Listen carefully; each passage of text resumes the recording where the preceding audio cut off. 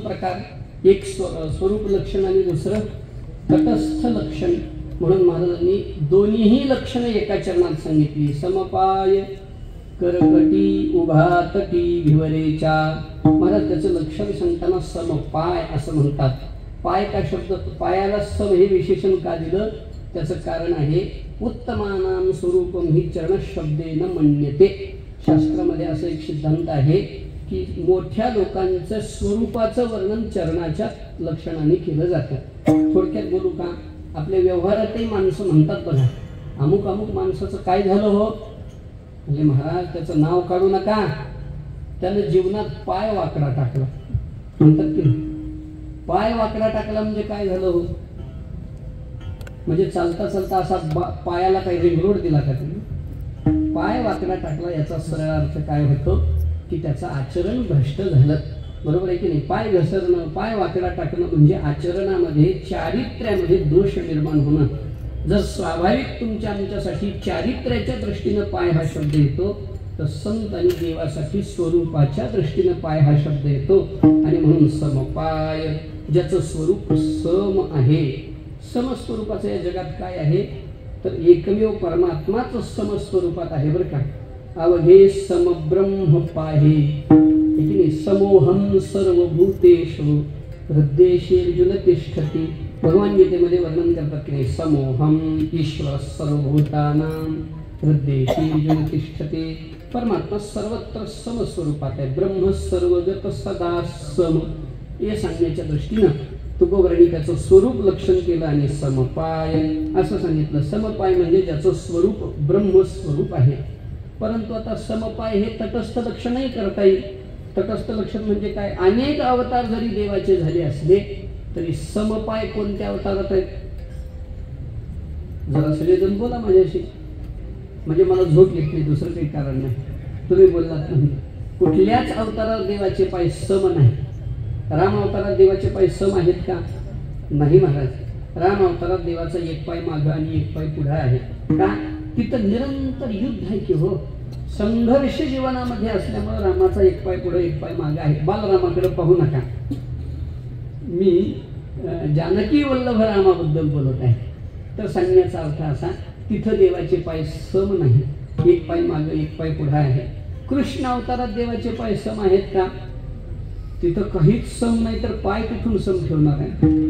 देवळा चरणी वाजवितो वेणू, इथं दीड चरण आहे देवाचा. एक सरळ आहे, दुसरा असा आरवा लावलेला आहे त्याला देवानी. याचा अर्थ तो दीड चरणी परमात्मा आहे. देवडा आहे की नाही, चरणी वाजवितो वेणू असं आपण गवळणीमध्ये म्हणतो, म्हणजे तिथं दीड चरण आहे. राम अवतारात एक पाय मागे एक पाय पुढे आहे.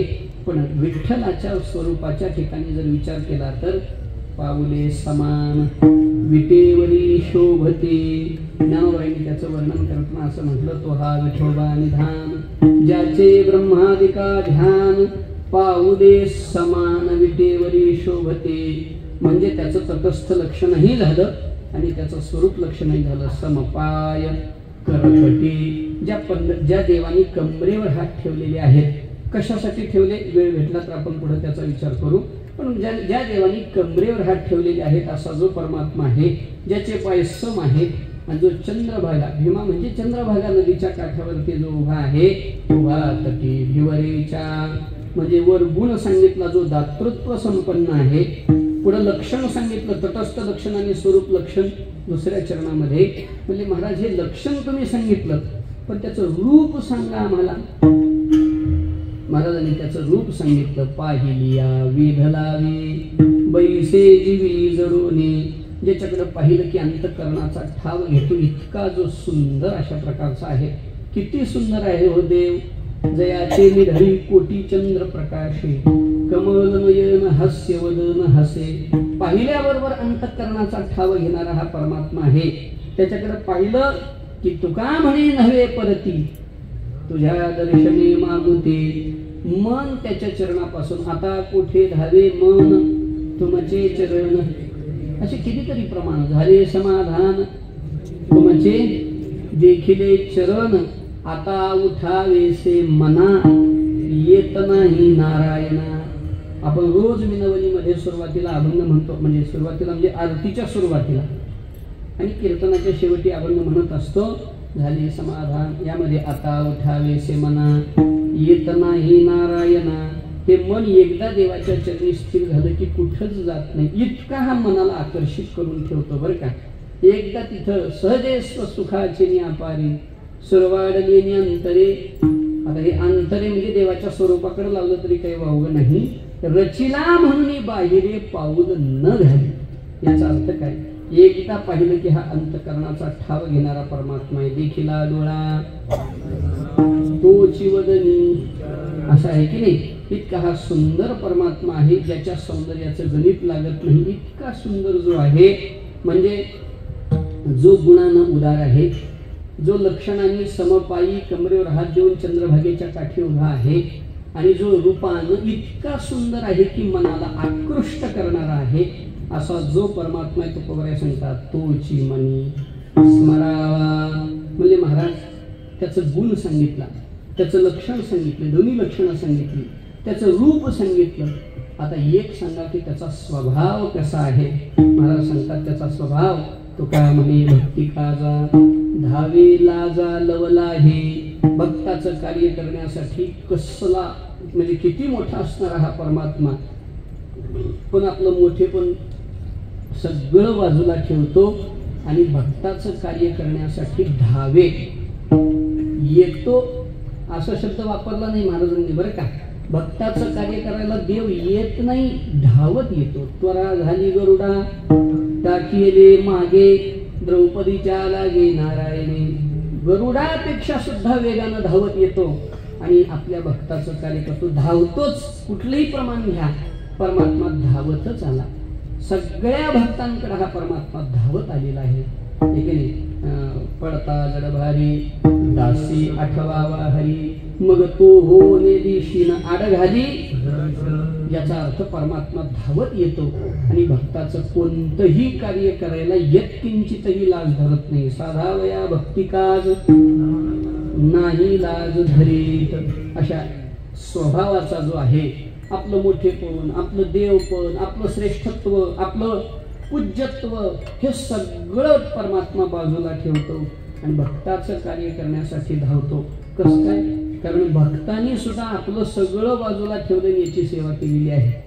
आता आम्ही प्रसाद घेत असताना असं ऐकलं, इथं सगळी जी मंडळी आहेत, सगळं सेवा मंडळ आहे आपलं, यात सगळी आपल्या आपल्या हुद्द्यावर यथायोग्य मंडळी आहेत, पण आपलं सगळं मोठेपण बाजूला ठेवून तो का म्हणे ते हे बलिया शिरोमणी. पण इथं मात्र राहिले चरणी निकटवासी.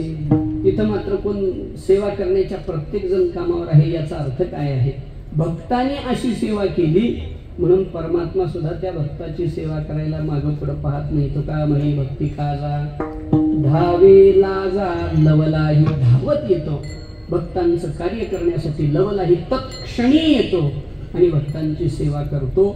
म्हणजे ज्याचा स्वभाव भक्ताच्या सेवेला लाज न धरणे असा आहे. आपलं मोठेपण बाजूला ठेवून भक्ताचं कार्य करण्यामध्ये ज्याला लाज वाटत नाही, संकोच वाटत नाही, असा जो परमात्मा आहे महाराज सांगतात तोची मनी स्मरावा.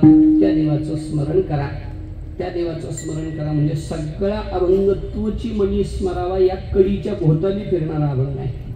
म्हणजे तोची मनी स्मरावा, तो म्हणजे कोण, ब्रीदजाचे जगदानी. तो म्हणजे कोण, समपाय करकटी उभातटी हिवरेच्या तोची मनी स्मरावा.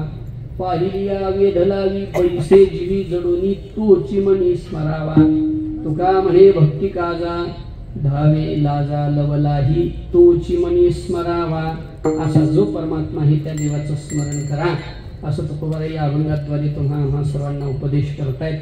वास्तविक पाहता आपल्या उत्सवाचा आजचा हा दुसरा दिवस आहे आणि दुसऱ्या दिवसाची सेवा माझ्याकडे प्राप्त झालेली आहे. अभंगाचा सरळ भाव आपण पाहिलेला आहे, काही तत्वाचा थोडासा विचार. सद्गुरुनाथ जशी कृपा करतील तसं आपण पुढच्या आपल्या संकल्पित वेळेमध्ये करणार आहोत.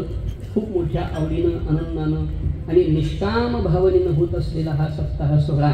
परमार्थामध्ये या गोष्टीची फार मोठी गरज आहे महाराज. निष्कामता, निजदृष्टी, अनंत पुण्य कोट्यान कोटी. मला तर कधी कधी अशी संगती लावावी वाटते, निष्कामता हेच अनंत पुण्य कोट्यान कोटी. अन्यथा सकामतेनं केलेलं कर्म अनंत पुण्य देणारं नाही. मग त्या पुण्याचा परिणाम जेवढी सकामता आहे तेवढाच आहे, परंतु निष्कामतेनं केलेलं पुण्य मात्र अनंत परिणाम देणाऱ्या पैकीतलं असं असणारं पुण्य आहे. आणि अशा निष्काम भावनेनं, निष्काम श्रद्धेनं, किंबहुना सेवा म्हणजे सेवाच करायची या दृष्टीनं आपलं सेवा मंडळ ही सेवा करत आहे. खरोखर सेवा बरं का. तरी तनु मनो जीवे चरणासी लागावे आणि अगर्वता करावे दास्य सकल. अशा पद्धतीची आपण सर्वजण गेली 14 वर्षापासून या ठिकाणी ही भगवत नामरूपी सेवा, भगवत कथा रूपी सेवा, कीर्तन रूपी सेवा, हरिपाठ रूपी सेवा, पारायण रूपी सेवा, अन्नदान रूपी सेवा, अशा वेगवेगळ्या मार्गाद्वारे देवाची सेवा आपण या सप्ताहाच्या निमित्तानं करत आहोत. आणि त्यातल्या या आपल्या दिव्य उत्सवाच्या द्वितीय दिवसाची सेवेचा एक वाटा माझ्या भागाला आलेला आहे. खरं म्हणजे अशा पवित्र स्थानामध्ये सेवा करणं म्हणजे तीर्थात सेवा केल्याचं पुण्य घ्यायला काही हरकत नाही. इतकी पवित्रता, इतकं एक म्हणजे असा मंडप, अशी लाईट्स अनेक ठिकाणी असतात, पण अशा जी दैवी काय म्हणा वेव्ज लहरी जे असतात की नाही, कंपन, ते मात्र इथं आम्ही प्रत्यक्ष योग्यता नसताना अनुभवतो आहोत. व योग्यता वाढायला तर किती अनुभव येत असतील त्याचं निमित्त. इतका दिव्य उत्सव आपण सर्वजण या ठिकाणी साजरा करत आहात. आणि त्यातली सेवा माझ्याकडे बाबांनी सोपवलेली आहे. अनेक सर्व मंडळातली मंडळी या ठिकाणी अत्यंत निष्ठेनं आपली सेवा भगवंताच्या चरणी समर्पित करत आहेत. मला तर वाटतं आपला मार्गदर्शकच योग्य असल्यामुळं, मार्गदर्शक योग्य भेटला की पुढचं कार्य निर्विघ्नपणे पार पाडायला अडचण येत नाही. कसं होतं, संप्रदाय असो, धर्म असो, सनातन संस्कृती असो किंवा कुठलाही धर्म, मला सांगा समाधानाचं साधन आहे का संघर्षाचं कारण आहे? एका वाक्यात सांगतो, म्हणजे सांगा मला, धर्म हे समाधानाचं साधन आहे का संघर्षाचं कारण आहे? बोला की सगळीजण. समाधानाचं साधन आहे ना. पण धर्म सांगणारे जर चुकीचे झाले तर धर्म हे समाधानाचं साधन कमी आणि संघर्षाचं कारण जास्त होतं याचा अनुभव आपण घेत आहोत, हे की नाही? आता हे काही उघड बोलायच्या काही अडचण नाही, उघडही बोलायला, पण कशाला बोलायचं? सांगण्याचा अर्थ चुकीच्या लोकांनी धर्म जगाला सांगितला म्हणून धर्मानं समाधान होण्याऐवजी संघर्ष होऊ लागला. संघर्षाचं कारण धर्म व्हायचं कारणच आहे धर्मांध लोकांचं धर्म सांगणं, म्हणजे मार्गदर्शक चुकले. याचा परिणाम काय झाला की समाधान मिळण्याऐवजी संघर्ष वाढू लागला. पण आपल्या या उत्सवामध्ये संघर्ष होत नाही, उलट नित्य नवा आनंद ओवाळिता श्रीमुख जसं म्हणावं, किंवा दिने दिने नवम नवम नमानंद संभवम, हे जसं शंकराचार्य भगवान श्रीकृष्णाबद्दल बोलताना म्हणतात, किंवा ज्ञानोबा गीतेबद्दल सांगताना म्हणतात, हरू म्हणे मी निजे देवी जैसे का रूप तुझे तैसे नित्य नूतन दिखिजे गीता तत्व. तसं आपण नित्य नूतन दरवर्षी जो हा उत्सवाचा आनंद घेतो आहोत, कारण आपले मार्गदर्शक आपल्याला चुकीच्या मार्गाने उपदेश करणारे नाहीत आणि त्यांच्या दाखवलेल्या मार्गावर यथायोग्य इमानदारीनं चालणारं सगळं मंडळ आहे. दोन्हीचा मेळ बसावा लागतो, म्हणजे साहित्यही चांगलं असावं लागतं आणि सुगरणही चांगली असायला लागते. नुसती सुगरण असली, उगं पाणी डाळ दिली कर भाजी म्हटलं तर कशी होईल?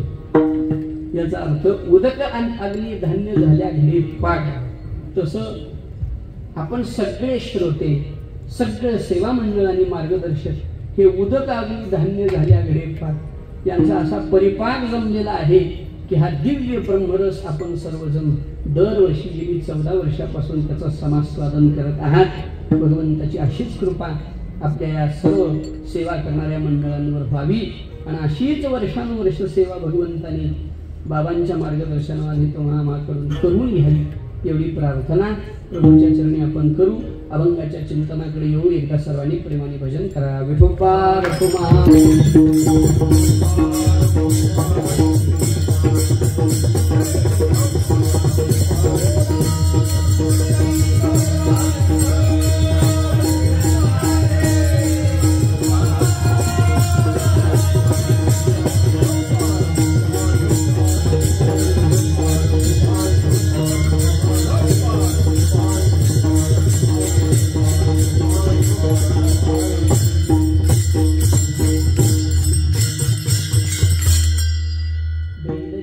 जगदानी ब्रीद ज्याचे जगदानी तोची मनी स्मरावा समपाय करकटी उभा तटी भिवरेच्या.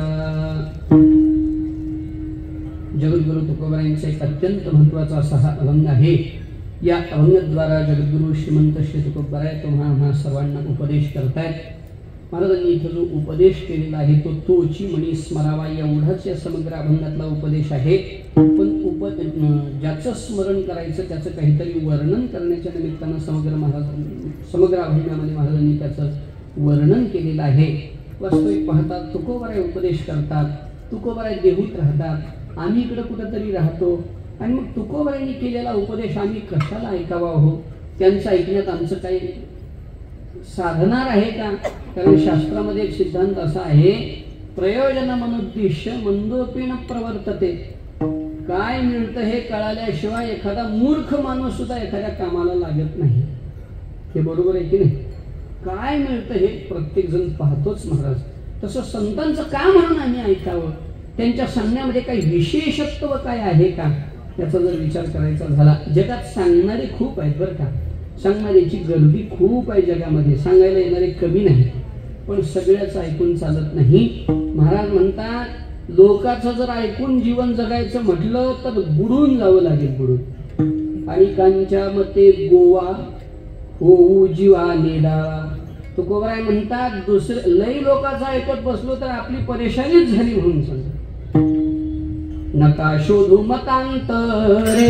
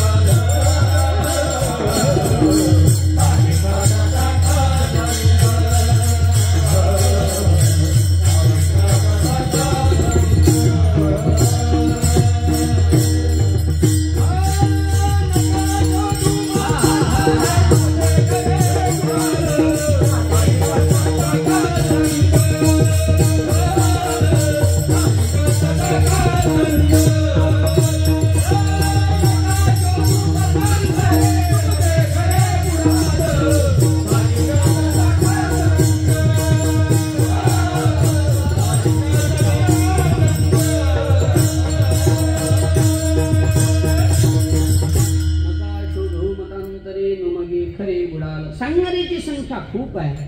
महाराज म्हणतात, नका शोधू मतांतरे. मतांतरामध्ये जर गुंतून पडलो, जगाचं ऐकून जगायचं म्हटलं की परेशानीच आहे. महाराज हिंदीमध्ये एक म्हण आहे, सबसे बडा रोग क्या कहेंगे लोग.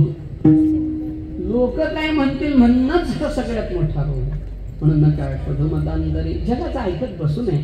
तुकोबारायांनी आपलं आत्मचरित्र 21-22 चरणाच्या अभंगामध्ये सांगितलेलं आहे. सिंहावलोकन केलेलं आहे आपल्या चरित्रावर. त्याचं वर्णन करताना महाराजांनी एक चरण असं दिलं की, महाराज म्हणतात, सत्या असत्याचे मन केले ग्वाही मानिले नाही बहुमता. महाराज म्हणतात, जग काय म्हणतं इकडे आम्ही लक्ष दिलं नाही. संतांनी सांगितलेल्या वचनाला आपलं मन साक्षी ठेवलं आणि आम्ही आमचा प्रवास केला. याचा अर्थ जगात सांगणारे खूप आहेत, पण सगळ्याचं ऐकत बसू नये. सगळ्याचं ऐकत बसलो तर आपला परमार्थ गोत्यात आला म्हणून समजा. म्हणून सगळ्याचं ऐकू नये, पण संतांचं ऐकावं. सगळ्याचं काय ऐकू नये आणि संतांचं काय ऐकावं याचा जर विचार थोडक्यात करायचा झाला, अगदी थोड्या वेळात करू. जगामध्ये सांगणारे खूप आहेत, पण सांगण्यामध्ये काहीतरी दोष आहे. काही माणसं कळवळ्यानं सांगतात, कळवळ शब्द येतो ना लक्षात, तळमळीनं सांगतात. आपलं चांगलं व्हावं ही तळमळ काही लोकांच्या सांगण्यामध्ये आहे. पण आपलं भलं कशानं होईल, काय आपल्याला उपदेश केला म्हणजे आपलं कल्याण होईल, याचं ज्ञान बऱ्याच लोकांकडे नाही. म्हणजे काही लोकांकडे कळवळा आहे परंतु हितासंबंधानं ज्ञान नाही. काही लोकांकडे ज्ञान खूप आहे पण जगाचा उद्धार व्हावा हा कळवळा नाही. उगा आपलं सांगायचं म्हणून सांगायचं, नारळाची भरती बास, दुसरं काही. काहींकडे कळवळा आहे तर ज्ञान नाही, काहींकडे ज्ञान आहे तर कळवळा नाही. काहींकडे या दोन्हीही गोष्टी आहेत पण कोणाला काय सांगावं याचं जजमेंट नाही. म्हणजे अधिकार परत्वे मार्ग दाखवावा हे कळत नाही. जगामध्ये हे दोष पाहायला मिळतात. काहींकडे कळवळा आहे, आपल्या हिताचा कळवळा कोणाला आहे हो, आपल्या मायबापाला आहे बरं का. मायबापाला वाटतं की माझ्या लेकराचं कल्याण व्हावं म्हणून कळवळ्याचे उपाधी सांगत असताना, कळवळ्याचं विशेषण देताना संतांना माईचा दृष्टांत उपमा दिली आहे की लेकराचे हित वाहे माऊलीचे चित्त ऐशी कळवळ्याचे. म्हणजे मातेला पित्याला लेकराचं कल्याण व्हावं ही तळमळ आहे, नक्कीच तळमळ. परंतु लेकराचं कल्याण कशानं होईल याचं ज्ञान मायबापाकडे आहे का हो, नाही. याचं जर प्रत्यक्ष दर्शन कुठं होत असेल तर एखादा तरुण मुलगा बहिणाला जर सारखं जाऊ लागला, काय काय मायबाप म्हणतात, काय बाबा आमचे कोळी नव्हती ऐशी हेची पिशे निवडते, काय पोरा लागली चट धरे वाट देवळाचे. याचा अर्थ परमार्थ करणं म्हणजे रिकामटेकडेपणा असं मायबापाला वाटतं की नाही. मायबापाला कळवळा आहे पण लेकराच्या हिताचं ज्ञान मात्र मायबापाकडे सापडत नाही. तुकोबरायांनी म्हणून म्हणावं आहे की नाही. तुकोबराय वर्णन करताना असं म्हणतात, हित नाही ठावे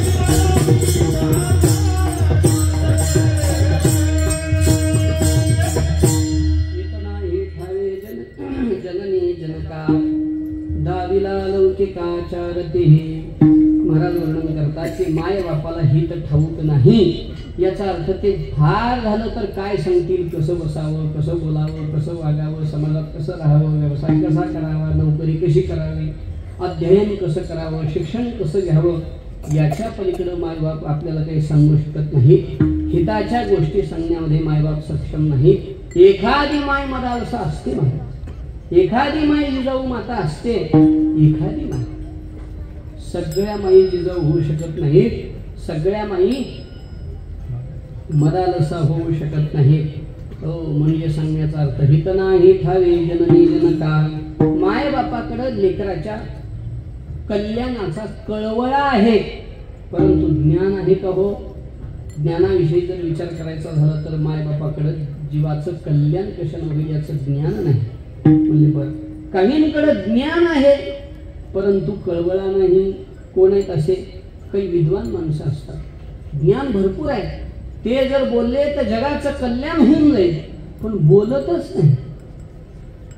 कधी कधी मला असं वाटतं मलाच वाटतं असं म्हणण्यापेक्षा विचारवंतांचं सुद्धा म्हणणं असंच आहे की जगाचं जर वाटोळं कशामुळे झालं असेल तर वाईट लोकांमुळे नाही, चांगल्या लोकांच्या गप्प बसण्यामुळे. चांगल्या लोकांच्या गप्प बसण्यामुळे जगाचं भयंकर वाटोळं झालं.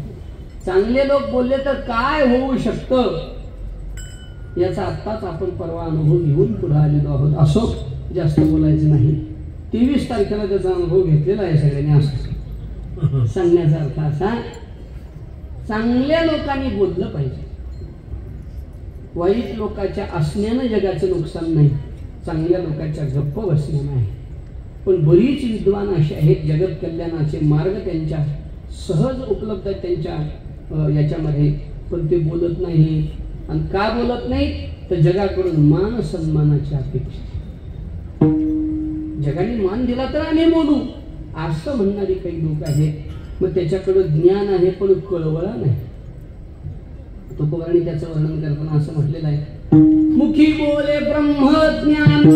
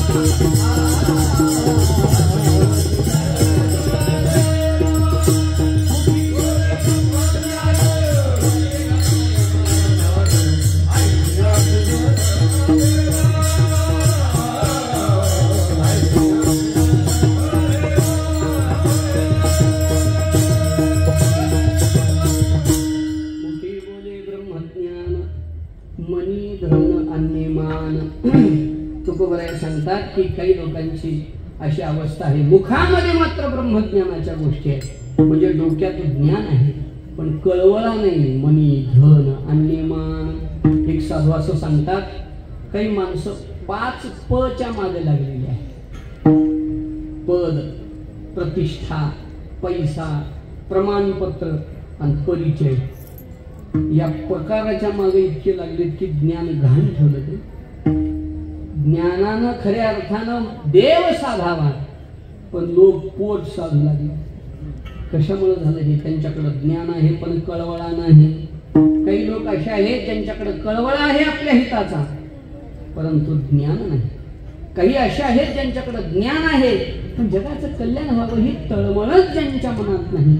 पण काहींच्या ठिकाणी कळवळाही आहे, ज्ञानही आहे पण अधिकार परत ते उपदेश करत नाही. सरसगट ज्ञान सांगून टाकतात, ज्याला जे घ्यायचं ते घ्या. असं कोण आहे? अशी श्रुती आहे. ज्ञानोबरांनी श्रुतीचा कळवळा सांगण्याच्या दृष्टीनं माय हा शब्द वापरला. नाही श्रुती परवती माऊली जगा. म्हणून श्रुती म्हणजे वेद, वेदाच्या हृदयामध्ये जगत कल्याणाची तळमळ आहे. म्हणजे बघ, ज्ञान तर काय बोलायचंय महाराज. श्रुती म्हणजे साक्षात भगवंताच्या मुखातून जयाचे निश्वासे जन्मले वेद, अशी ज्या वेदांची निर्मिती आहे म्हणजे तिथं ज्ञानही आहे, तिथं कळवळाही आहे. पण अधिकार परत ते उपदेश वेद करतात का? ज्ञानोबराय म्हणजे नाही, वेद ज्ञान सांगतात, आपण आपल्याला पाहिजे ते आपण उचलायचं. वेदे बहुत बोलिले विविध भेद सुचिले तेथ हित आपुले तेची घेतली. ज्ञानोबराय म्हणतात आपलं हित जे आहे ते आपण घ्यावं. त्याला ज्ञानोबरांनी 2-3 दृष्टांत दिले. ज्ञानोबराय म्हणतात उदकमय सकळ जरी झाले महितळ तरी आपण घेतले केवळ अर्थीच जो. पृथ्वीवर 71% पाणी आहे, बरोबर आहे, पण आपल्याला तहान लागली तर 71% पाण्याचा विचार करायचा नाही. आपल्याला जेवढं लागतं तेवढं प्यायचं, मार्ग पुढचा धरायचा. तसं शास्त्रांनी ग्रंथांनी अनेक ज्ञानाचे भांडार उघडे केलेले आहेत, पण आपल्याला कोणतं लागतं ते आपण उचलावं लागतं.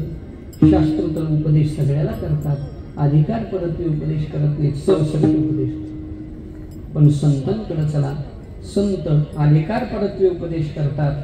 संतांचा उपदेश ज्ञानानं युक्त असा उपदेश आहे आणि संत कळवळ्यानं उपदेश करतात. संतांच्या हृदयामध्ये, तुकोबऱ्यांच्या हृदयामध्ये तुमचं आमचं कल्याण व्हावं ही फार मोठी तळमळ आहे. तुकोबऱ्या बोलतात, येतो हिताचा कळवळा, पडते हाते म्हणून काळा, बुडत हे जन न देखवे डोळा, येतो कळवळा म्हणून. जगत कल्याणाची भयंकर अशी तळमळ संतांच्या हृदयात. काय करू बाहू वाटे तळमळ,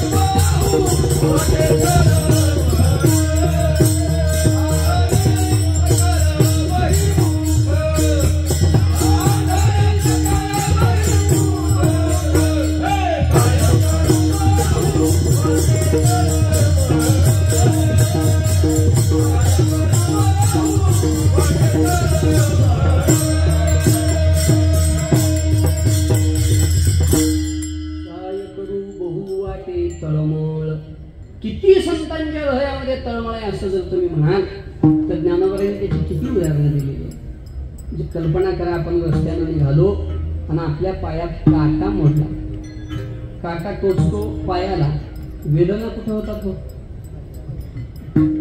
मनाला. सुखदुःख जीव भोग पावे, कुठेही शरीरात दुःख म्हणजे वेदना काय म्हणावं, कष्ट झालं तर वेदना कुठे होतात? आगा पाहू काटा आहे ना, पायी काटा निहटे, ती व्यथा जीवी उमटे, तैसा पोळे संकटे पुढीलाचे. जसा आपल्या पायात घुसलेला काटा आपल्या मनापर्यंत वेदना घेऊन जातो, तसं जगत दुःखात बोलू लागलं की संतांना पाहवत नाही. ज्ञानोबा एक दृष्टांत असा देतात. कल्पना करा, तुम्ही नदीच्या काठावर आहात. आता पूर्वीच्या काळात नद्या पाण्यानं व्हायच्या महाराज, आता नद्या व्हायचं बंद झालं हे की नाही. ते नामदेवरायांनी भविष्य काळ सांगितला, न येती वृक्षा फळे आटती धेनू, न पिके मही न वर्षे घणू, या परी आटेल सकळ जन्म. असंच व्हायला लागले आता.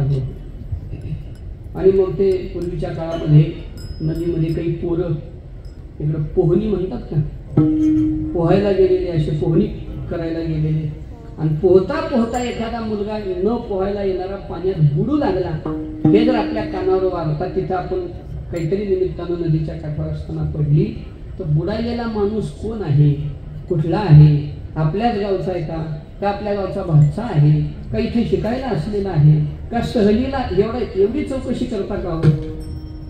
पहिलं काम काय करतो एखादा दयाळू माणूस? पहिलं उडी टाकून त्याला बाहेर काढतो. बाहेर काढल्यावर एखादी कानाखाली वाजवणं का होईना, पण मूर्खा इकडे कशाला आला म्हणायला का होईना, परंतु पहिलं काम बुडतयास करणू न म्हणे अंत्यज्योती ब्राह्मणो, काढो निराखे प्राणू जिया परी. बुडालेला काळा गोरा गरीब श्रीमंत उंच नीच उच्चवर्णीय अमुक वर्णीय तमुक काही बघत नाही. जसं बुडायलेल्या माणसाला बाहेर काढावं एवढीच एक इच्छा सकरणू म्हणजे दयाळू माणसाला असते, तसं संतांचं हृदय आहे महाराज. तुम्ही आम्ही भव नदीमध्ये बुडायलेलं संतांना पाहत नाही आणि म्हणून संत नेहमी बोलत राहतात, म्हणजे त्यांच्या सांगण्यामध्ये कळवळा आहे. उपकारासाठी केले हे उपाय, येणे विनकाय चारा महा, म्हणजे कळवळ्यानं सांगणं आहे संतांचं. दुसरी गोष्ट, हिताचं सांगतात का संत आपल्या?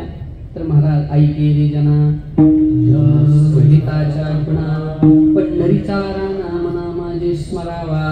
संतांनी जे सांगितलं ते हिताचं सांगितलं, म्हणजे हे हिताचंच आहे. त्यांनी कुठं ऐकलं? पनवेलच्या बस स्टँडवर ऐकलं. बस स्टँडवरच्या गप्पा आहेत का संतांच्या? महाराज म्हणतात नाही, पाहिली पुराणे दांडोली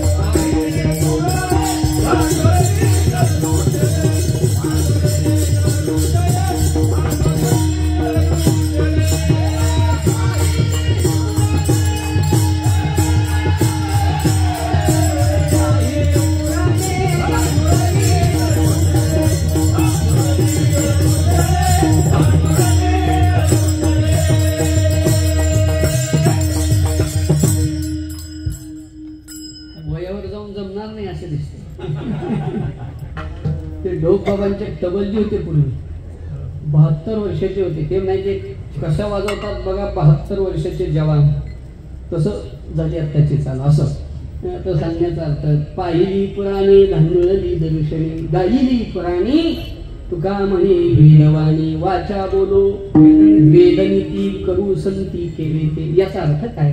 संतांनी कुठलं तर काहीतरी आपल्याला सांगितलं असं नाही. चहुवेदाचे केलेवर अर्थ तो गहन. रामेश्वर शास्त्री महाराज तुकोबरायचं वर्णन करताना असं म्हणतात, तुकोबराय बोलतात ते वेदातलं बोलतात, शास्त्राच्या आधारानं बोलतात. म्हणजे त्यांचं सांगणं कळवळ्यानं आहे, त्यांचं सांगणं ज्ञानानं आहे. उगा आपलं काहीतरी म्हणून काहीतरी सांगून आपलं कीर्तन निपटवायचं काम तुकोबराय करत नाहीत. इमानदारीनं श्रोत्यांनी बोलवलं तर इमानदारीनं अभ्यास करून बोलावं, आहे की नाही? हे वक्त्याचं परम कर्तव्य आहे की वक्त्यानं कमीत कमी चांगलं नाही सांगता आलं, संताचं सांगा. कवींचं सांगून काय मिळणार आहे? हो असं आहे ते. असू द्या आता. पण सांगण्याचा अर्थ असा की तुकोबराय म्हणतात आम्ही शास्त्रातलं बोलतो, बाहेरचं बोलत नाही. संतांचं सांगणं कळवळ्यानं आहे, ज्ञानानं आहे. आणि तिसरी गोष्ट अधिकार परत्वे आहे. अधिकार तैसा दावीला किंवा अधिकार तैसा करू उपदेश, साहेव जे त्यास तेची देऊ. महाराज बोलतात की नाही, रोगा आईशा द्याव्या वल्ली,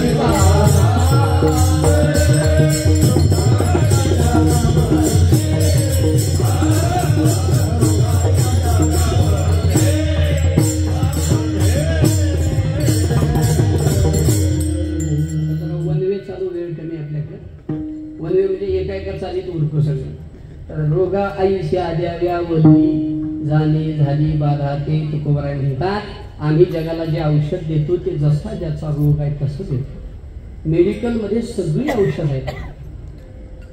आपल्याला जो रोग झाला त्याचं औषध मेडिकलमध्ये असतं की नाही? पण डायरेक्ट मेडिकलमध्ये जाऊन आपण घेऊ शकतो का? त्याला मार्ग कुठं जावा लागतो?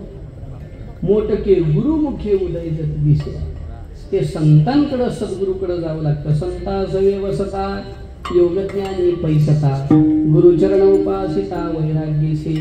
म्हणून शास्त्रात भरपूर ज्ञानाच्या गोष्टी आहेत, पण त्यातलं आपल्याला कोणतं योग्य आहे किंवा आपण कुठल्या साधनासाठी योग्य आहोत हे सद्गुरूच ओळखू शकतात. म्हणून सद्गुरूच्या द्वारा अधिकार परत्वे उपदेश संत करतात. म्हणजे तुकोबरायांचा उपदेश अधिकार परत्वे आहे, ज्ञानाने युक्त आहे आणि कळवळ्याने सुद्धा युक्त आहे.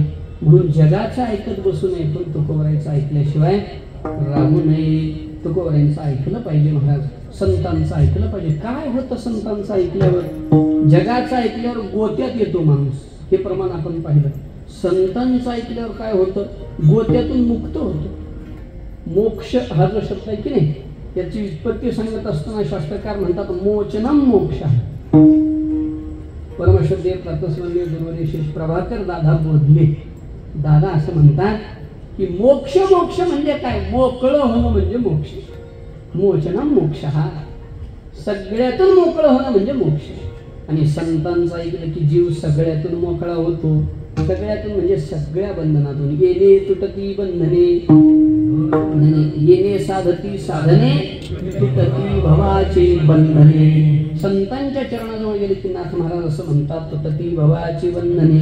सगळी बंधनं जीवाची संत तोडल्याशिवाय राहत नाहीत. गुरु सोडवी तात्काळ गाठलिंग देहाचे. याचा अर्थ बंधनं सगळी सद्गुरू सोडवतात, संत सोडवतात. म्हणून त्यांचं ऐकलं पाहिजे. थोडक्यात जर बोलायचं झालं, एकदा एक साधू वृंदावनामध्ये आले. भगवान श्रीकृष्णाची लीला सुरू होती आणि ती लीला सुरू असताना पाहिलं महाराज, हा श्रीकृष्ण म्हणजे कोण सामान्य आहे का? आता गवळ्याच्या घरी आला म्हणजे आपल्याला सामान्य वाटतो, गवळ्याचं पोर वाटतो, किंवा गाणी रचणारे असतात ना राधाकृष्णावर, त्यांना तर कृष्ण जवळजवळ अभिनेताच वाटतो. गाणी रचणारे त्यांनी आता राधा म्हणजे नटी आणि कृष्ण म्हणजे नट असं गणित घालून गाणी रचना सुरुवात केली. पण तसं नाही महाराज, हा श्रीकृष्ण परमात्मा म्हणजे कोण आहे याचं वर्णन करताना नळोबराय असं म्हणतात, इंद्र चंद्र महेंद्र यातेची पूजिती, श्रुते शास्त्रे तेही यातेची स्थविती, महासिद्ध मुनी ध्यानी आराधिती, निळा म्हणे तो हा जोडला संगाती. कोण आहे हा श्रीकृष्ण परमात्मा?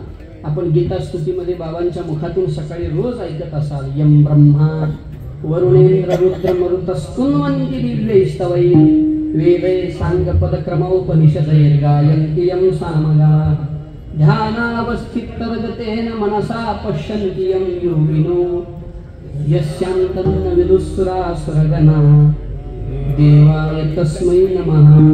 तस्मै देवाय नमः. अशा देवाला आम्ही नमस्कार करतो. त्या देवाला, कोणत्या देवाला त्याचं वर्णन सगळं वर आहे. पण यस्यांत विदु तरी सुद्धा ज्याचा अंत लागत नाही. कोण? श्रुती याचं वर्णन करतात, वेद याचं वर्णन करतात, उपनिषद याचं वर्णन करतात, इंद्र ब्रह्मदेव आदी वरुणादी सर्व देव ज्याची स्तुती करतात, योगी ज्याचं फक्त ध्यानात दर्शन करतात, असा असणारा परमात्मा. पण गोकुळामध्ये मात्र छोटंसं बाळ होऊन गोपिकांची कामं करतो. गोपिकांनी गोळावर लोणी दाखवायचं कृष्णाला, देवानी म्हणायचे मला गोळावर लोणी दे, आणि गोपीनं सांगायचं देते रे कान्ह्या, पण आधी नाचून दाखव. हलकारे कृष्ण डोलकारे, हाग डोल असं म्हणायचं. आणि भगवंतानी गोपीच्या हातचं गोळावर लोणी मिळावं म्हणून आपलं सगळं मोठेपण बाजूला ठेवायचं, नृत्य करायचं. रसखानजी वर्णन करतात, शेष महेश दिनेश गणेश सुरेश हि जाही निरंतर गावे, जाही अनादि अखंड अछेद अभेद अनंत सुवेद बतावे, नारद से शुक व्यास रटे पचिहारे पुनि पार न पावे. पण ऐका, ताही अहर की छोवरिया छचिवा भल छाछपे नाच नचावे. कोण आहे हा कृष्ण परमात्मा? शेष महेश दिनेश गणेश सुरेश, हे सगळे शेजारचे नव्हे. सुरेश गणेश दिनेश आणि हे सगळे देव आहेत. देव सगळे देव ज्याची स्तुती करतात. वेद ज्याला अखंड अछेद अभेद अनंत म्हणून ज्याचं गुणगान गातात, सर्व ऋषीमुनी ज्याचं निरंतर ध्यान करतात.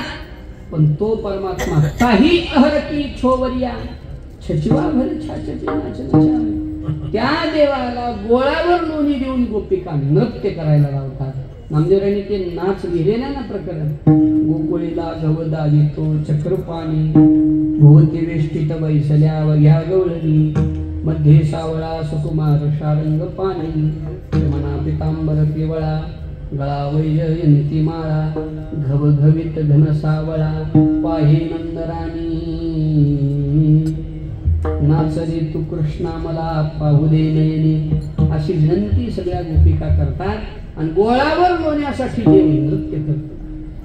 सगळ्या जगाला नाचवणार आपण तिथे नाचतो, ठीक आहे. जिनकी केवल कृपा दृष्टि से सकल सृष्टि को पलटे देखा, उनको गोकुल के गोरस पर सौ सौ बार मचलते देखा, प्रबल प्रेम के पाले पड़कर प्रभु को नियम बदलते देखा.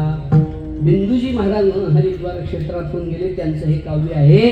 बिंदुजी महाराज म्हणतात, गोळावर लोणी घेऊन 100 उड्या मारतो हा परमात्मा.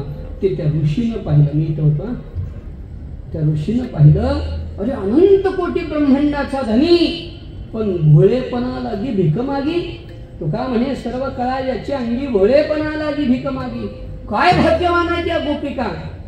कधी कधी गोपीने जर सांगितलं, कृष्णा माझा तेवढा चप्पल विसरला घेऊन ये रे, भगवान चप्पल पायात घालत नाही.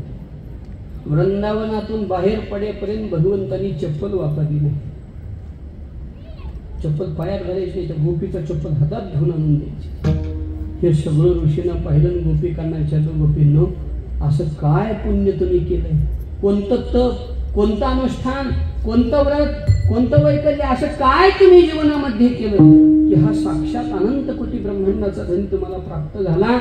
गोपिका म्हणतात त्या साधूला, महाराज आम्हाला चांगलं कळत नाही, वाईट कळत नाही, सत असत कळत नाही, योग्य अयोग्य कळत नाही, खरं खोटं कळत नाही, शाश्वत नाशिवंत कळत नाही, व्रतवैकल्य कळत नाही. फक्त एक आम्हाला ठाऊक आहे, संतांनी जे सांगितलं ते करायचं, संतांनी जे करू नका म्हटलं ते करायचं नाही.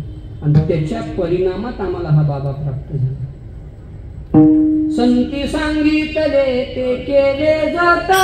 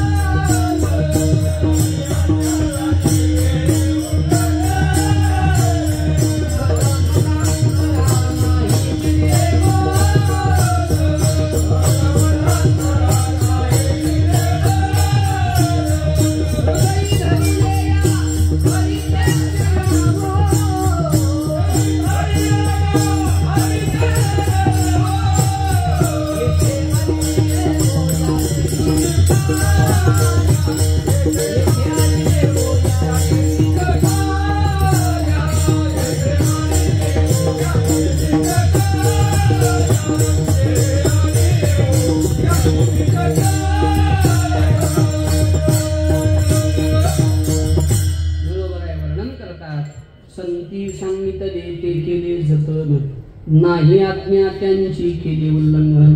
योग्य का योग्य याचा विवेक आम्ही करत बसलो नाही. संतांनी सांगितलं हे करा, ते केलं. संतांनी सांगितलं हे करू नका, ते कधीच केलं नाही. ते योग्य का योग्य, कशाला करायची एकादश करणं किती हा विचारच नाही. संतांनी सांगितलं एकादशी व्रत करी यथाविधी, आम्ही एकादशी करणार बस, बाकी आम्हाला काही माहिती नाही. अशा विश्वासानं निष्काम भावनेनं आम्ही संतांनी सांगितलेल्या शब्दाची हे केलं, पालन केलं. त्याचा परिणाम आम्हाला हा देव आमच्या पदरी पडला. याचा अर्थ संतांचं ऐकलं तर देव पदरी पडतो, तो आपल्याबरोबर खेळतो, बागडतो, लीला करतो. हे संतांचं नित्य ऐकल्याचा परिणाम आहे. म्हणून आपण तुकोबरायांचं ऐकलं पाहिजे. तुकोबराय उपदेश जगात अनेक उपदेश करणारे आहेत, पण त्यांचं ऐकलं तर बंधनात पडावं लागेल, आणि संतांचं ऐकलं तर देव आपल्या पोटी पडेल. म्हणून तुकोबरायांचं आपण ऐकलं पाहिजे. मग महाराज तुकोबरायचं ऐकलं पाहिजे हे सांगायला 10:30 वाजले. आता तुकोबराय काय सांगतात की जे आम्ही ऐकलं पाहिजे? महाराज अभंगाच्या प्रथम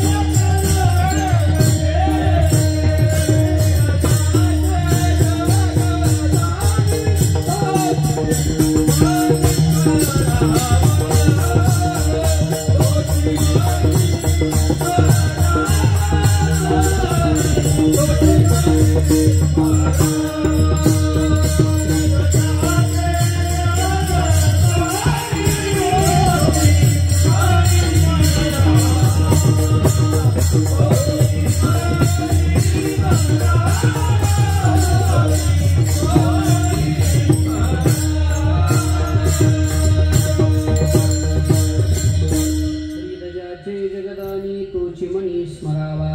महाराज सांगतात त्याचं स्मरण करा. स्मरण कोणाचं?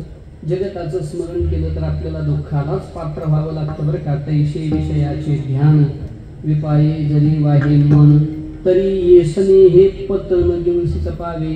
विषयाचं स्मरण केलं तर काय होईल? जरी हृदयी विषय स्मरती तरी निसंगा यापजे संगती संगे प्रगटे मूर्ती अभिलाषाची खूप विस्तार ज्ञानवरांनी तिथं केलेला आहे बरं का.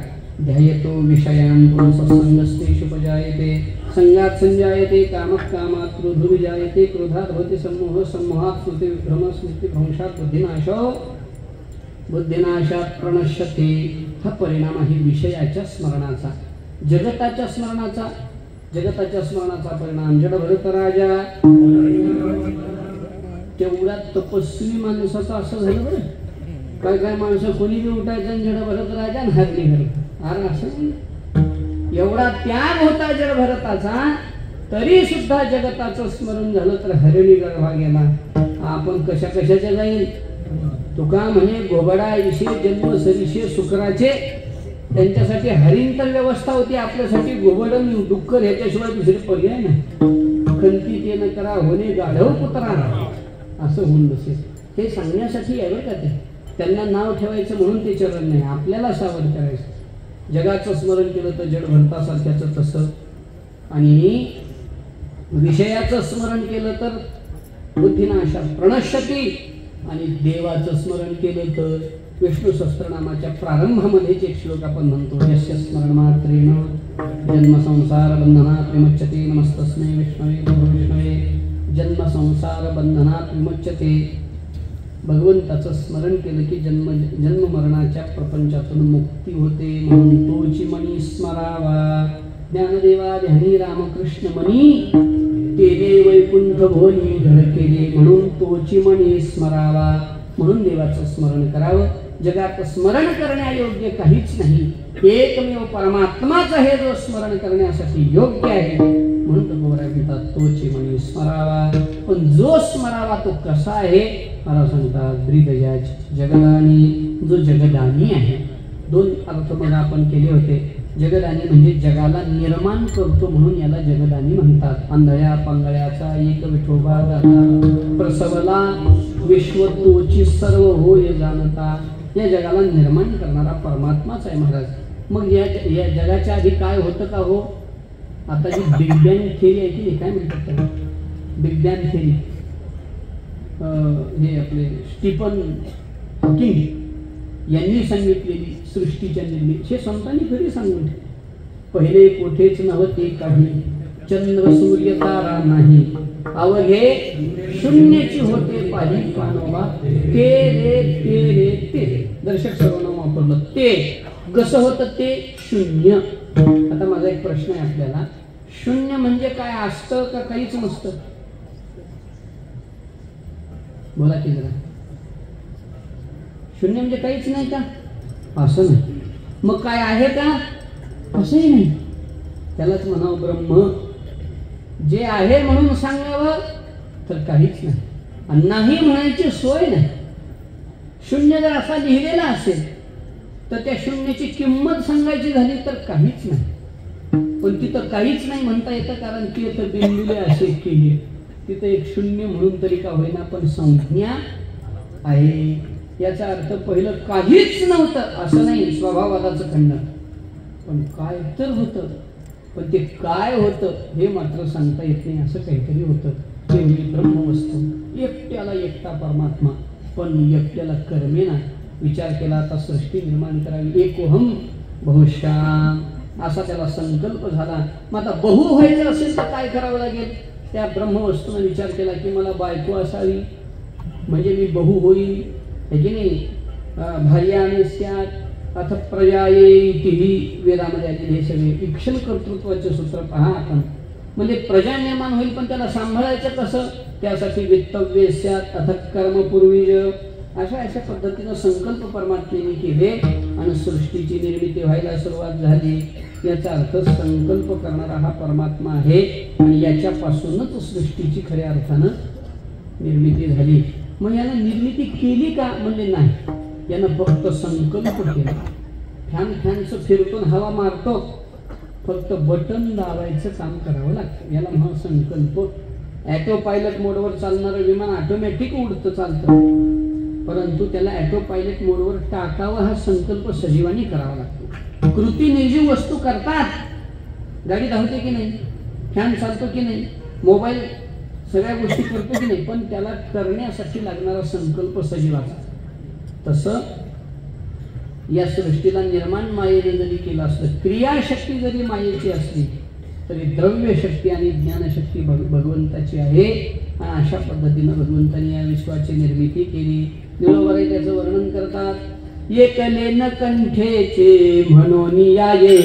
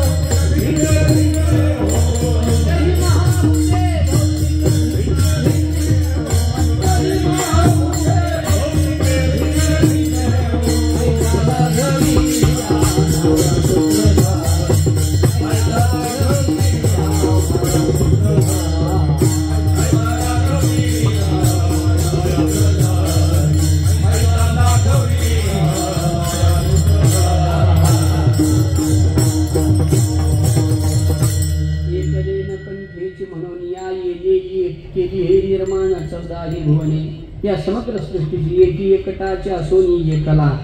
जमलं नाही त्याला तसं, म्हणून विश्वे विश्वाकार होऊन या ठेला. जया परी हो तैसाची जमला नंदनंदन हा चोज अंबुलाव. याचा अर्थ काय? या परमात्म्याने स्वतःपासून या सृष्टीची जयापासून सकळ महिमंडळी झाली. तो एक पंढरीचा राणा नाही अनुमाना शक्यसे. असा स्वतःपासून जगत निर्माण करतो, म्हणून याला जगदानी म्हणा किंवा जगाला दान देतो. समग्र जगाला दान द्यायचंच काम केलं यानं. उदार तू हरी ऐशी कीर्ती कोणाला दिलं? सगळ्याला दिलं सरसकट. येथे नाही झाली कोणाची निराश.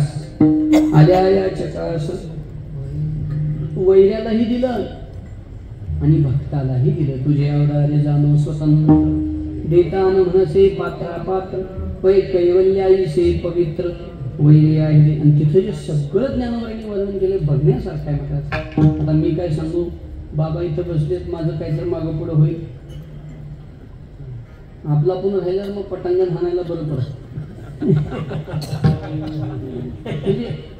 पण आता बाबांच्या पुढे आपण काय सांगावं, त्यांनी पूर्ण ज्ञानेश्वरी बाबांनी मुखोद्गत केली आहे. म्हणजे साक्षात चालती बोलती ज्ञानेश्वरी तुम्हाला लाभते. काय भाग्यवान आहात आपण. ज्ञानेश्वरी कंठस्थान म्हणजे चालती बोलती ज्ञानेश्वरी. हे भाग्य आहे आपलं. 14 वर्षापासून ते सौभाग्य आपल्याला प्राप्त झालेलं आहे. असो आपला विषय सुरू होता काय की देवाचा अवतारी आपण. देव कोणाकोणाला देतो? तुवा सनकादिकाचे निमाणे सैजी सोरसुजी धला पुतणे जी विषाचे निस्तनपाने मानवाली आगा राजस्वयी आगाच्या सभासदी देखता त्रिभुवनाचे मानले पैसा शतधा दुर्वाक्य शब्दी निस्ते दिलाशी ऐशिया अपराध्या शिशुपाला आपण पेठ ठावो दिधला गोपाला काय उत्तम चरणाच्या बाळा ध्रुवपदीचा तो वनी आला याची लागे बैसावे पित्याची उत्संगी परी तो चंद्र सूर्या परिसजगी श्लाघू केला ऐशिया वनवासिया ससा देता एकची तू धसा पुत्रा अळविता अजामिळा आपण ते देसी जेणे उरी हंतला असे पापरा तयाचा चरणो हासेगा दातारा अजोनी वैरियाची आकलेवरा विसंबसेना. ज्ञानोबराय म्हणतात तू ते आराधीना ऐके होती कुसा बोलावी तर कौतुके पण ती वैकुंठी तुवा गणिके सर्व आडुकेला. अरे ती गणिका मरत होती. मरता मरता पाळलेला एक पोपट होता, त्याचं नाव होतं राघव. त्याला हात मारित होती राघवा राघवा तू ते आराधना ऐके. म्हणजे देवाला आराधना करीत नव्हती. होती पुसा बोलावी तर कौतुके पोपटाला बोलवीत होती. पण तरी सुद्धा तिच्या मुखात मरताना राघव शब्दाला म्हणती वैकुंठी तुवा गणिके सर्व आडुकेला. इतका हा उदार परमात्मा आहे. किती द्यावं. देव होनी उदार भक्ता देतो अमर देताना म्हणे साना थोर वैरी अशी ही तेची दे, हे की नाही. ज्ञानोबा त्याचं वर्णन करताना असं सांगतात की वैरांनाही देणारा हाच, भक्तांनाही मोक्ष देणारा हाच परमात्मा, अशी याची ख्याती असल्यामुळे याला जगदानी असं म्हणतात. अजून एक निकष लावता येतो पण आता वेळेचा आपल्याकडे अभाव आहे, नाहीतर विचार करा. एका वाक्यात सांगतो. मला एक एवढं सांगा, जगाचं काय काय जगाला दिलं ते पुन्हा बघू, आधी आपलं बघू आपण.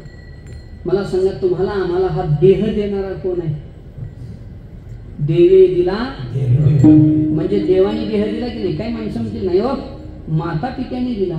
माता पिता हे निमित्त कारण आहे, निमित्त आहेत मायबाप. नाही तर जगातले सर्वच पती पत्नी मायबाप असते, पण असं होत नाही. याचा अर्थ देह देवाने दिला. चला चला पुढं. नुसता देह दिला का गोल गोंडा दिला का? नुसतं कल्पना करा, हात नाही, पाय नाही, मान नाही, काही नाही, असा गोल गुंडा दिला असता. तिथंच डोळे, तिथंच नाक, तिथंच तोंड, तिथंच कानाची छिद्र, चाललं असतं का आपल्याला? म्हणजे नुसता देह दिला नाही तर त्या देहाला इंद्रिय दिले. कोण दिले? दिले इंद्रिय. मुख बोलाया जे हेतू जोडसे नारायण नासे जीवपण. याचा अर्थ काय? देवाने इंद्रिय दिले. म्हणून तर कबीरदास म्हणतात ना त्या बाईला, नत दीज सयारणे उसे स्मरे बारंबार, नाक दिया जिस यारणे उसे भूल गई गवार. गवार म्हणजे काय? गावढळ बाई असं म्हटलं. म्हणजे ते नथ दिली ना तिच्या नवऱ्यानं तिला, सगळ्या गावात सांगत सुटली म्हणे मला माझ्या नवऱ्यानं नथ दिली, मला माझ्या नवऱ्यानं नथ दिली, मला माझ्या नवऱ्यानं नथ दिली. कबीरदास म्हणे बाई, ज्या नवऱ्यानं नथ दिली त्याला एवढं नटते. कल्पना कर, माझ्या देवानं जर तुला नाकच दिलं नसतं आणि विहिरीसारखा खड्डा दिला असता तर त्याच्यात काय कीर्तनाचं माईकचं स्टँड लावून नथ अडकवली असती. म्हणजे इंद्रिय परमात्माच देतो. आणि एक कौतुक सांगतो, देवानी दिलेले इंद्रिय आहेत म्हणून गुणानं नांदते. डोळे दोन आहेत पण दिसणं दो डोळा, एक दिठी, दो ओठ, एक गोठी. हे जर माणसाची दिलेली असती की नाही, एका डोळ्यानं एक बघितलं असतं, दुसऱ्या डोळ्यानं दुसरंच बघितलं असतं, आपला मेंदूचा सॉफ्टवेअर कन्फ्यूज झाला असता. काय आता डाटा सेव्ह करावा बाबा, एक डोळा इकडचं बघू लागला आणि दुसरा इकडचं बघू लागला. ते माणसानं दिलेलं नाही, देवान दिलेलं आहे म्हणून दोन डोळे दृष्टी. पाय दोन आहेत पण चाल नाही. कधीच कोणता पाय अभिनिवेश बाळगत नाही की मला पुढे चालायचं. सहज खाली वर चाल, सहज नैसर्गिकरित्या चालतात. देवानी दिली, देवानी इंद्रिय दिली, देवानी देह दिला. त्या इंद्रियाची शक्ती सुद्धा देवानीच दिली महाराज. नुसतं इंद्रियाची शक्ती दिली नाही, हे इंद्रिय चलन करण्यासाठी लागणारा प्राण. मोटरसायकल व्यवस्थित आहे पण टायरात हवा नसेल तर धावते का? तसं शरीर व्यवस्थित आहे पण प्राण नसेल तर काम करीत नाही, त्याला ब्रेन डेड म्हणतात. प्राणच सगळ्या इंद्रियाचं चलन करतात महाराज, है की नाही? म्या बोलविल्या वेदू बोले, म्या चालविल्या म्या हलविल्या प्राणू हले. जो जगाते सगळ्या जगाचं चळणवळण करणारा प्राण तोही देवानीच दिला. म्हणजे बरं ठीक आहे, प्राण देवानी दिला हो, पण या सगळ्या या हाडामासाच्या या गठुड्याला चालवण्यासाठी लागणारं चैतन्य नाम जीव कोण दिला? जेणे हा जीव दिला तयाचे करेन चिंतन जगज्जीवन नारायण गायन गुण. म्हणजे जीवाचं दान करणारा हे परमात्मा एवढं सगळं देऊन जन्म दिला. जन्माला आल्याबरोबर आपली जेवायची सोय नव्हती म्हणून आईच्या उदरात दूध कोण दिलं? बाळ जन्माला आल्याबरोबर आईच्या उदरात दूध निर्माण होतं, रक्ताचं रूपांतर दुधात होतं. कसं काय? याचं उत्तर एकच आहे की हे कोणी केली बाळा?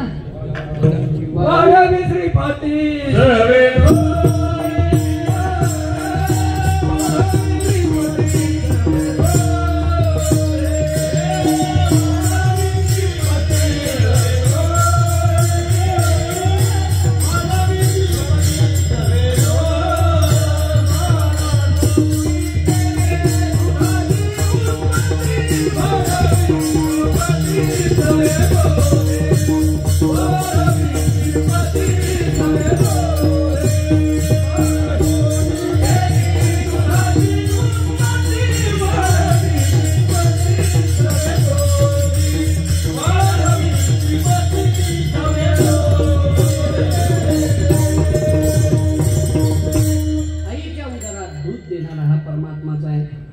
मोठे झालो, दुधावर भागत नाही म्हणून हळूहळू दात देणारा कोण आहे? परमात्माचा आहे.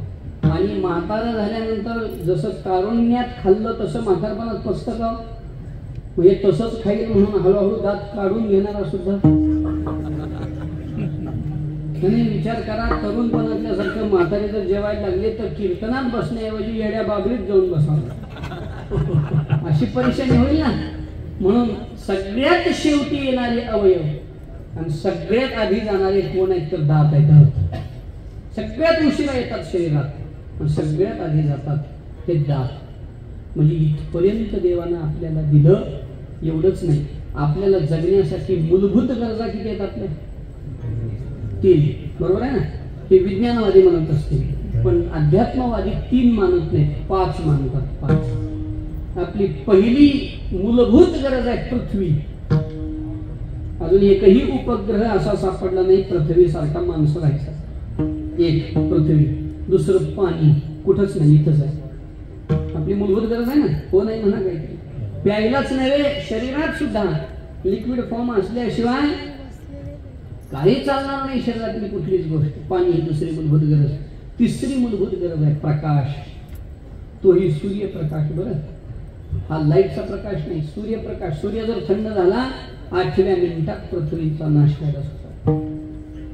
सूर्यप्रकाश म्हणजे प्रकाश. अग्नी ही तिसरी मूलभूत गरज आहे.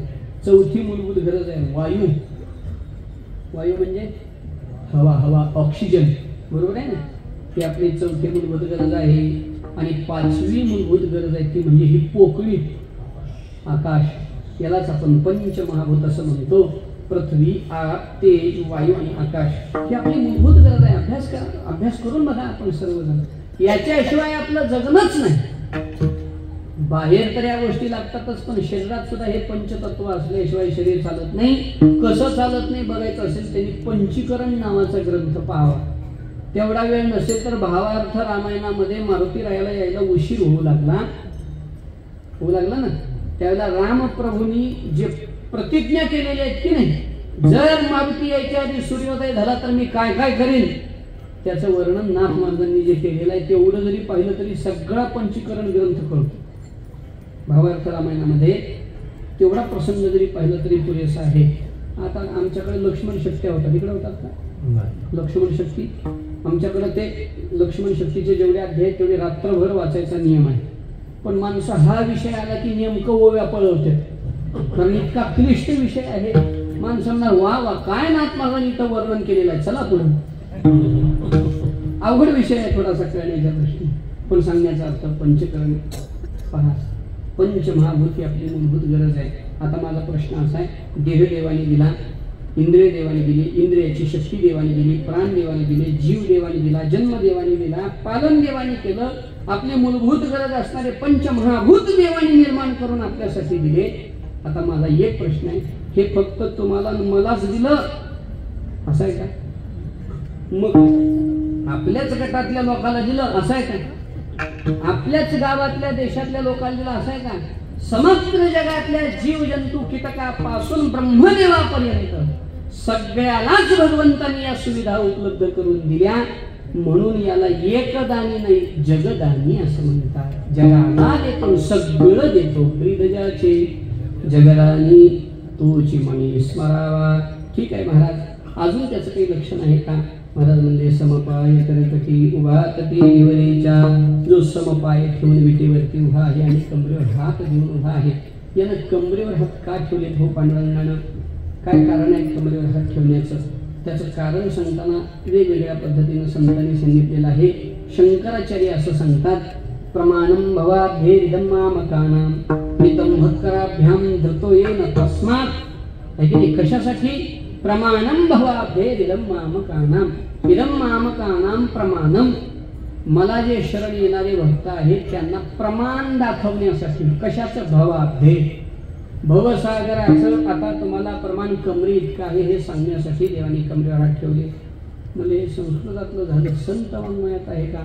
ज्ञानोबरीने याचं वर्णन केलं. जानुनी भक्ता भव लक्षण जगन प्रमाण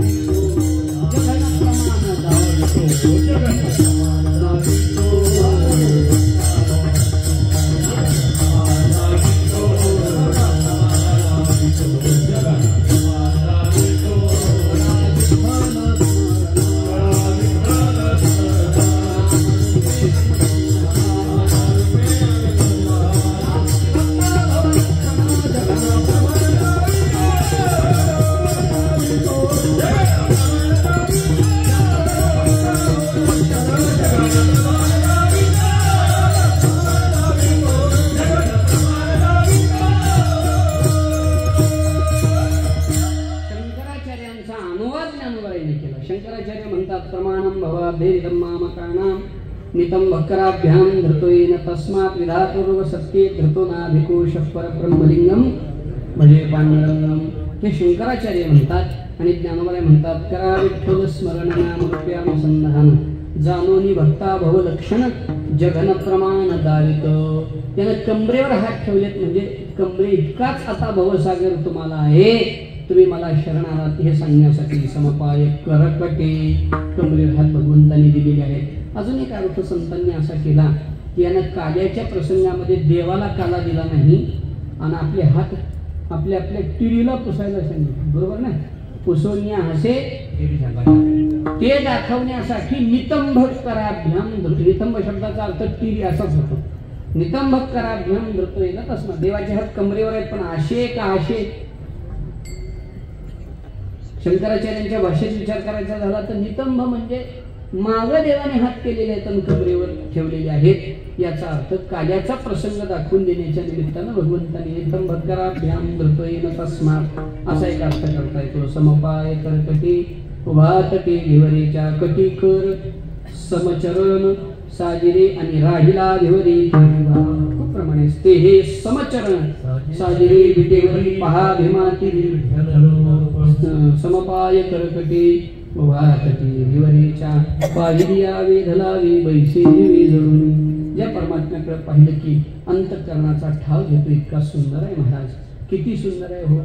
याचं सौंदर्य अलौकिक आहे. कुंती माता महाभारतामध्ये देवाची स्तुती करते. उत्तरेचा गर्भ जेव्हा देवाने रक्षण केला की नाही परीक्षिताचा, तेव्हा कुंती मातेनं देवाची स्तुती केलेली आहे आणि स्तुती करताना असं सांगितलं देवा तुमचं रूप इतकं सुंदर आहे, जे निष्काम झालेले संत आहेत, जे जगत उपाधीच्या पलीकडे गेलेले संत आहेत त्यांच्या सुद्धा मनाला भुरळ पाडणारं तुमचं रूप आहे. तथा परमहंसानां मुनीनां अमलात्मनां भक्तियोग विधानार्थं कथं पश्येमहि स्त्रियः. परमहंस परिवराजक संतांना सुद्धा तुमचं रूप मोहनी टाकणार आहे. माझ्यासारखी सामान्य स्त्री तुम्हाला कशी ओळखणार असा त्या श्लोकाचा पूर्ण अर्थ आहे. पण मला सांगायचं काय, तथा परमहंसानां मुनीनां अमलात्मनां अशा निर्मळ अंतकरणाच्या साधूच्या सुद्धा मनाला आकर्षित करणारं देवाचं रूप तुमच्या आमच्या मनाला आकर्षित करेल की नाही. मनाचं आकर्षण करणारं इतकं सुंदर रूप आहे महाराज, हे की नाही. अवतार गोकुळी हो जना तारावयासी लावण्य रूपडे हे तेज पुंजाळ राशी उगवतात कोटी बिंबे रवी लोपले शशी उत्साव सुरवरा महिथुर मानसी. जय देवा कृष्णनाथा जय रघुमाई कांता आरती गोवालीन तुम्हा देवची सुता. तुकोबर आहे जेव्हा भगवान कृष्णाची आरती करतात तेव्हा म्हणतात लावण्य रूपडे हे तेज पुंजाळ राशी आणि उगवता कोटी बिंबे रवी लोपले शशी. कोट्यावधी सूर्याचं चंद्राचं तेज सुद्धा लाजवेल असं सौंदर्य भगवंताचं आहे. म्हणून महाराज सांगतात पाहिल्या वेधलावी बैसे जीवी जडोनी. असा जो सुंदर परमात्मा आहे तोची मनी स्मरावा. म्हणजे सगळं झालं महाराज. आता 5च मिनिटं राहिले. आता एक सांगा की त्याचा स्वभाव कसा आहे. अभंगाचं शेवट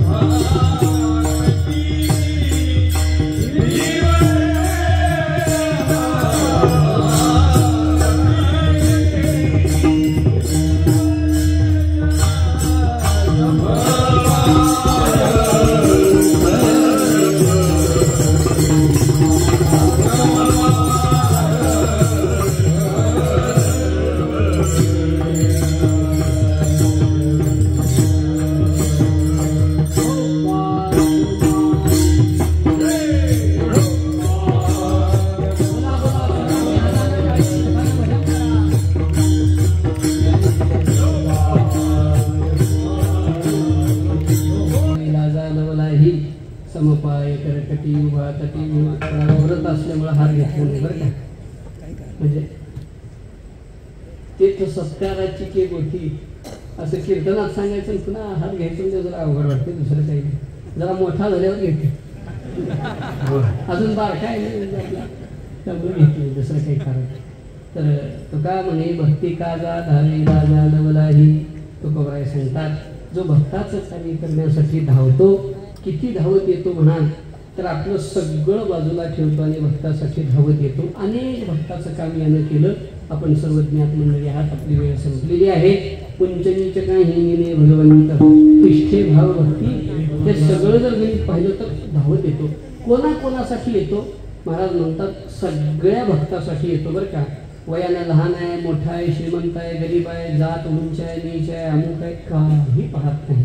भक्त्या तुष्यति केवलम नच गुणैर भक्तिप्रियो माधव. हा शास्त्रकार असं म्हणतात, व्याधस्य चरणम ध्रुवस्य च वयो विद्या गजेंद्रस्य का जातील विदुरस्य यादव पते रुद्रस्य किं पौरुषम कुब्जाया किम नाम रूपमधिकम किं तत्सुदाम्नो धनम.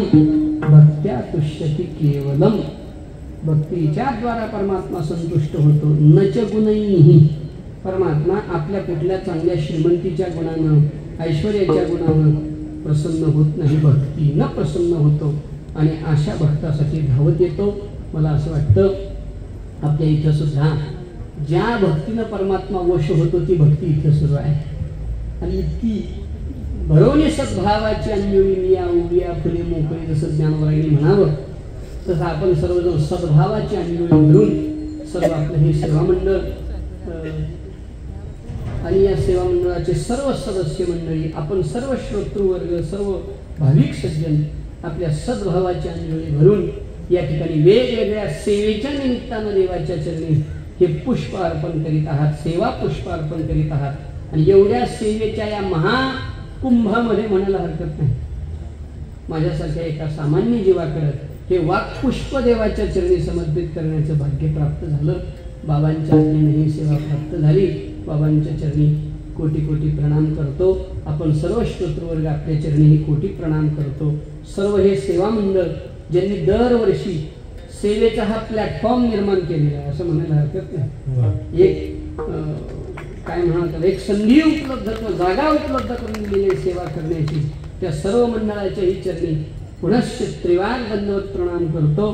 सर्व टाळकरी वृंद, सर्व गुणजन मंडळी सर्वांच्या चरणी मस्तक ठेवतो आणि ही झालेली सेवा प्रभूचरणी सद्गुरुनाथ पंढरनाथाच्या चरणी समर्पित करून सेवेला पूर्णविराम. तुझे देणे तुझ्या समर्पणी पायी झारू कराई म्हणून सेवेमध्ये हे जमा धरा कृपा करा. शेवटचा म्हणायचे का तुका म्हणे भक्ती काजा धार